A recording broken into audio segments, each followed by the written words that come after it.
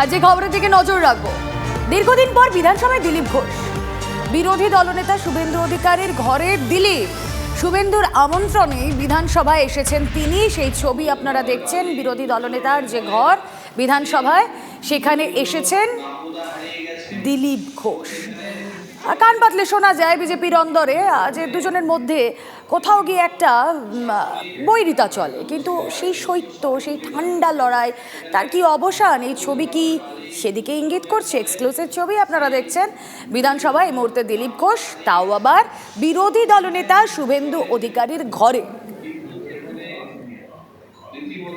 Exclusive ছবি আপনারা দেখতে পাচ্ছেন। এই মুহূর্তে বিধানসভায় দিলীপ ঘোষ রয়েছেন, শুভেন্দু অধিকারীর ঘরে রয়েছেন তিনি।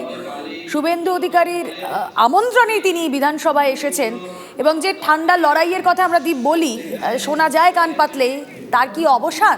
উত্তর খোঁজার চেষ্টা করি। আমাদের প্রতিনিধি সৌরভ গুহ এই মুহূর্তে রয়েছেন সঙ্গে। সৌরভ, এই ছবিটা যে খুব আনলাইকলি, সেটা অন্ততপক্ষে রাজনীতি নিয়ে যারা চর্চা করে তারা বলবে, কারণ বিধানসভায়, তাও আবার শুভেন্দু অধিকারী বিরোধী দলনেতার ঘরে দিলীপ ঘোষ বসে আছেন স্বমহিমায়।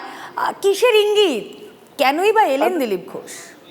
নিঃসন্দেহে খুবই গুরুত্বপূর্ণ এবং ব্যতিক্রমী একটা ছবি। তার কারণ এর আগে যতক্ষণ মুখ দিলীপ ঘোষ, তখন ঠাড়ে ঠোড়ে কিন্তু কাঠগড়ায় দাঁড় করিয়েছিলেন সুকান্ত মজুমদার শুভেন্দু অধিকারীদের, এবং তারপরেই কিন্তু দীর্ঘ সময় ধরে পার্টির নির্দেশে এই মুহূর্তে মৌনব্রত অবলম্বন করেছেন দিলীপ ঘোষ। কিন্তু তিনি এই মুহূর্তে রাজ্য বিধানসভায় বিরোধী দলনেতা শুভেন্দু অধিকারীর ঘরে, শুভেন্দু অধিকারীর চেয়ারের পাশে বসে আছেন।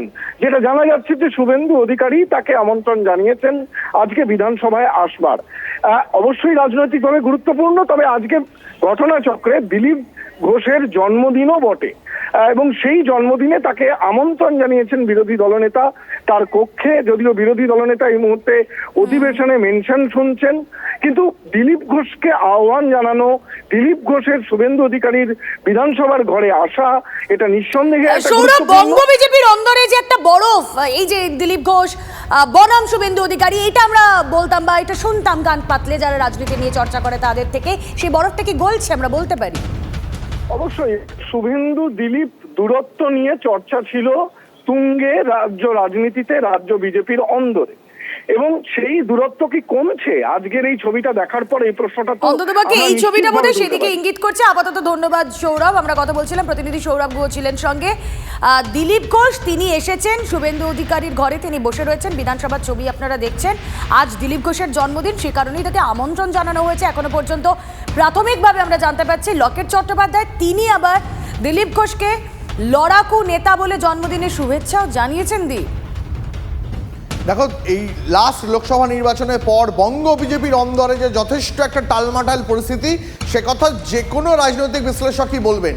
কোথাও একটা দিলীপ ঘোষ এবং শুভেন্দু অধিকারী আজ একসঙ্গে বিধানসভায় একই ঘরে রয়েছেন, এটা দেখলে মনে হচ্ছে যে কোথাও একটা বঙ্গ বিজেপি বোধহয় 2026-এর বিধানসভা নির্বাচনকে পাখির চোখ করে এবার নিজেদের অন্দরে যে ফাটলগুলো রয়েছে সেগুলোকে কোথাও একটা মেটানোর চেষ্টা করছে।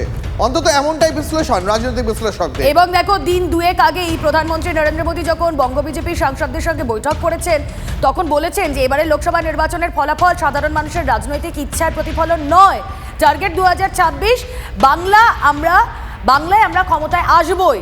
তারপরে এই ছবি অত্যন্ত সিগনিফিকেন্ট, যে ছবি আপনারা দেখছেন। কিছুক্ষণ আগেই বলছিলাম, লড়াকু নেতা পশ্চিমবঙ্গ বিজেপির প্রাক্তন সভাপতি এবং প্রাক্তন কেন্দ্রীয় সহ সভাপতি শ্রী দিলীপ ঘোষ মহাশয়ের জন্মদিনে শুভেচ্ছা বার্তা লকেট চট্টোপাধ্যায়।